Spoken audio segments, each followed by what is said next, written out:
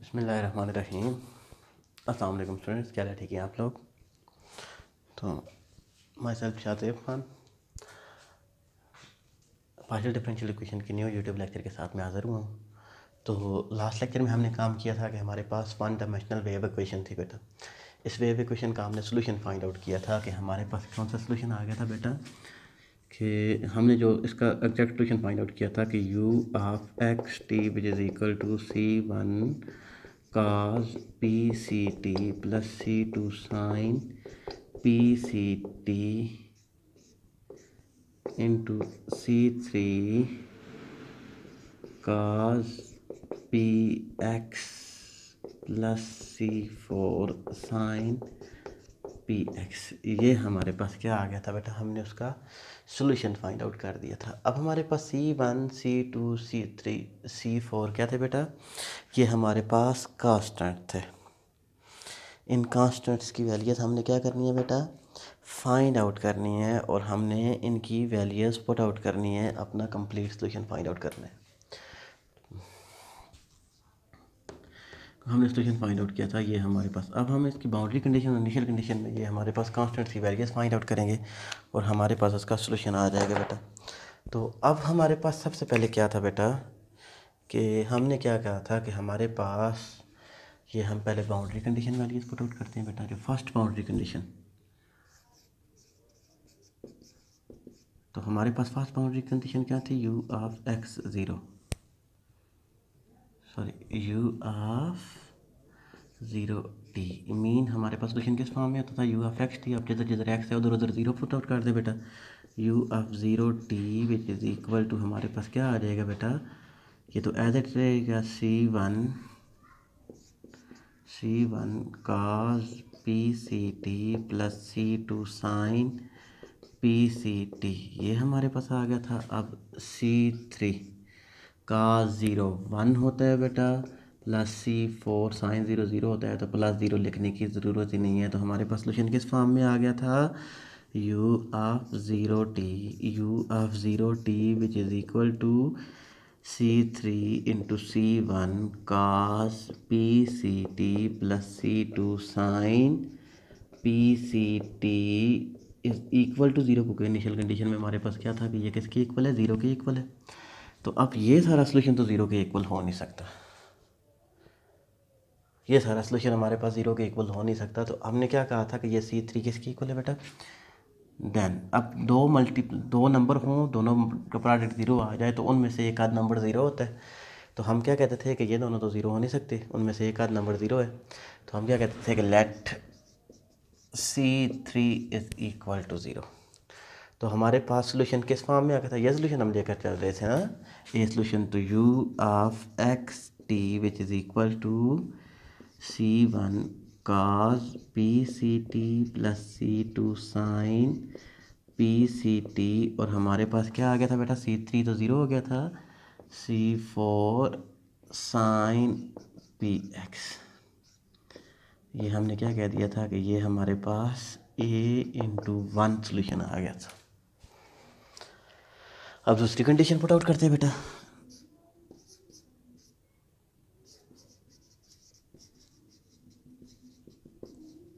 Second condition, तो हमारे पास क्या था बेटा, u of l t is equal to zero. u of l t is equal to zero, मतलब जिधर जिधर x है उधर उधर l पुट आउट कर दे। अब हमारे पास क्या आ जाएगा बेटा, c1 cos p(ct) plus c2 sin p(ct) into c4 sin pl is equal to zero. ये हो गया बेटा। अब हमारे पास क्या आ गया था, ये सारी टर्म किसकी इक्वल आ गई थी बेटा, इज इक्वल टू ज़ीरो की इक्वल आ गई थी। तो हम क्या कहते थे बेटा कि या तो हमारे पास ये टर्म ज़ीरो है, ये तो नहीं हो सकती, क्योंकि अगर ये इसको ज़ीरो बनाते तो सारे का सारा सोल्यूशन ज़ीरो हो जाएगा। तो हमने क्या कहा कि ये टर्म हमारे पास किसके इक्वल है, c4 sin pl is equal to zero. अब हमारे पास c4 भी कांस्टेंट था, ये तो नॉट इक्वल टू ज़ीरो हो जाएगा, क्योंकि इधर हम c3 ले चुके थे, एक आध कांस्टेंट हम ज़ीरो के इक्वल ले सकते हैं। तो हमारे पास ये टर्म बच गई थी sine p l is equal to zero. तो ये कब साइन कब ज़ीरो होता है कि जब हमारे पास p l is equal to n pi आ जाए, या हमारे पास पी की वैल्यू किसके इक्वल आ जाए, एन पाई ओवर एल हमारे पास आ जाए। तो सॉल्यूशन हमारे पास क्या आ गया था बेटा, सॉल्यूशन हमारे पास आ गया था u of x T which is equal to C one cos N pi. p की वैल्यू हमारे पास क्या आ गई थी बेटा, एन पाई ओवर एल। तो n pi C T over L plus c two sine N pi C T over l, ये हमारे पास एक सोल्यूशन आ गया था।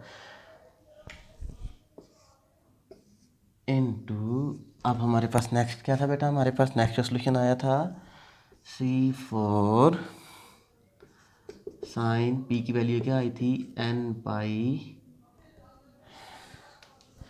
Sign n c four sine. तो सोल्यूशन ये वाला सोल्यूशन हम लेकर चलते थे ना। तो पी की वैल्यू क्या थी, n pi x over l. ये हमारे पास क्या आ गया था बेटा, सोल्यूशन आ गया था। तो इसको और सिंप्लीफाई कर दें, u of x T which is equal to C one और सी के साथ मल्टीप्लाई हो जाएगा। तो sine N pi x over L as it is. तो सी वन सी फोर ये कांस्टेंट है, कांस्टेंट जब कांस्टेंट के साथ मल्टीप्लाई होगा तो कांस्टेंट ही आएगा, a into cos N pi C T over L plus, तो C one C four C two C four के साथ, तो इसको हम क्या कहते हैं, B sign N pi C T over l. ये हमारे पास सोल्यूशन आ गया था। हमने क्या कहा कि ये A2 सोल्यूशन आ गया। अपनी बाउंड्री कंडीशन हम पुट आउट कर चुके, ये दो बाउंड्री कंडीशन थी बेटा। अब नेक्स्ट थी बेटा हमारे पास इनिशियल कंडीशन।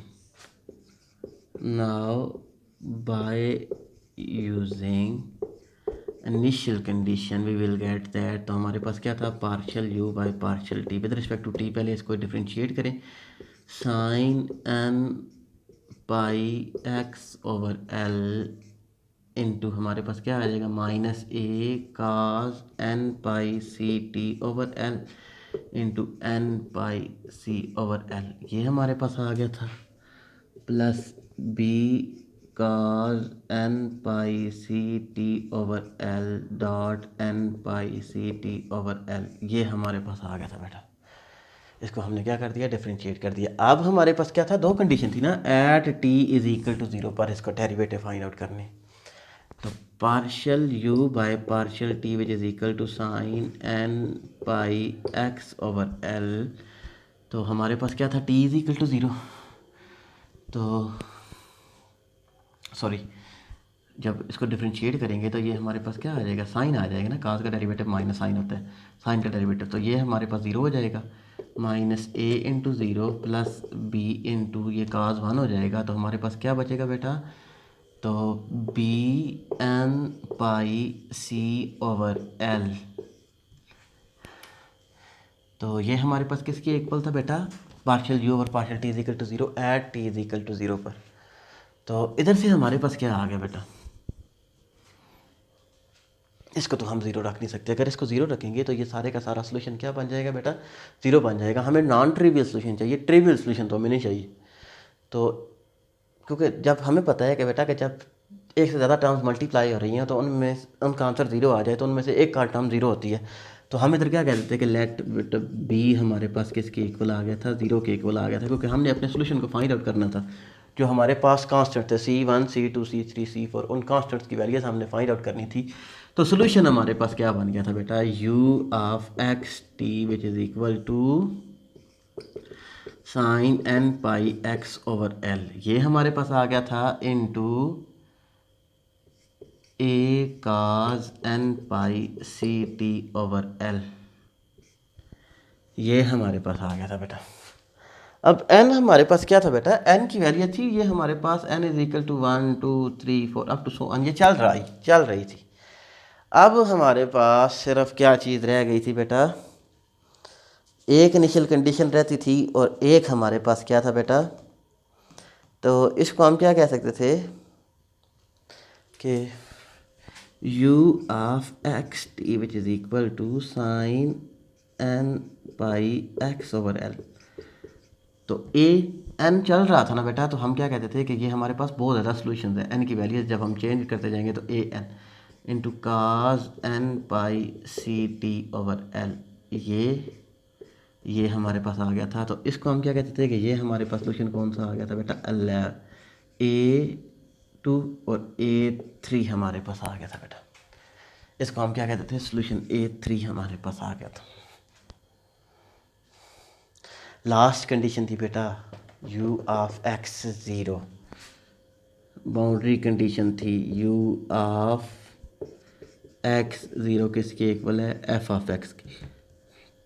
जिधर जिधर t है उधर उधर 0 पुट आउट कर दे बेटा। u ऑफ x 0 तो a n sine n pi x over l, तो cos 0 1 के इक्वल होता है which is equal to f of x।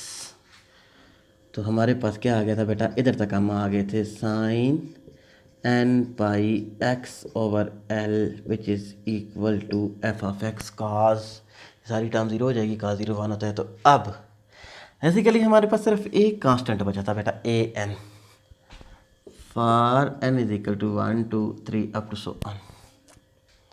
सिर्फ हमारे पास क्या एक ए एन बचा था बेटा, हमने इसकी वैल्यूज़ फाइंड आउट करनी थी।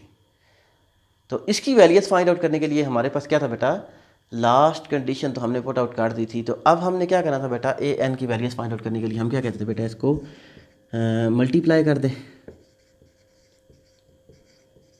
किसके साथ, sine m pi x over l के साथ मल्टीप्लाई कर दें बोथ साइड्स पर, बोथ साइड पर। और उसके बाद इसको इंटीग्रेट कर दें interval x is equal to 0 to x is equal to l with respect to x। इसको इंटीग्रेट कर दे बेटा। ये मैं बताता हूँ ये हमने क्यों किया था। ये मैं रफ कर देता हूँ बेटा, क्योंकि ये आप लोगों को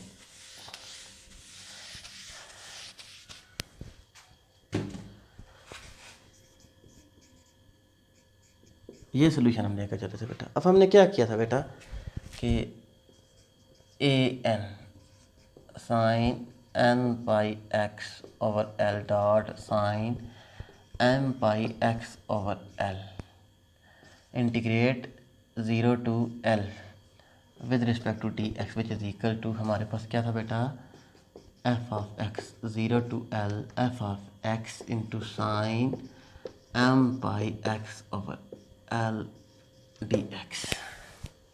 जस्ट ये हमारे पास जो सोल्यूशन आया था बेटा, इसको हमने मल्टीप्लाई किया था साइन एम पाई ये दोनों साइड पर और इंटीग्रेट कर दिया था 0 से एल तक।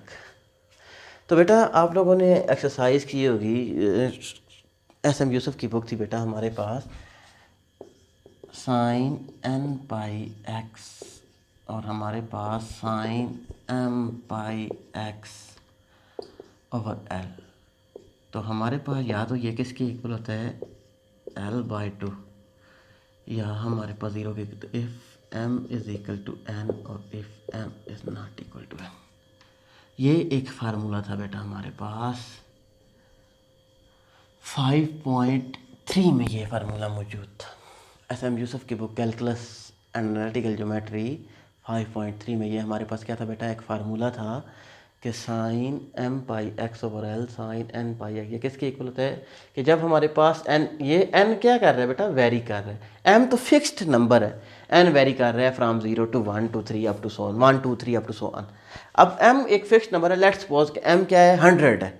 तो ए एन का मतलब है कि बेटा हम अगर इसको कह दें कि इधर ही हम कह दें कि ए एन हमारे पास क्या था बेटा, कि हम इसको sum of form n is equal to 1 to infinity sum of form में कह दे। अब एन की वैल्यूज इधर हम कह दें कि ये हमारे पास कोई मसला नहीं है, सम ऑफ फॉर्म में भी हम इसको लिखते हैं।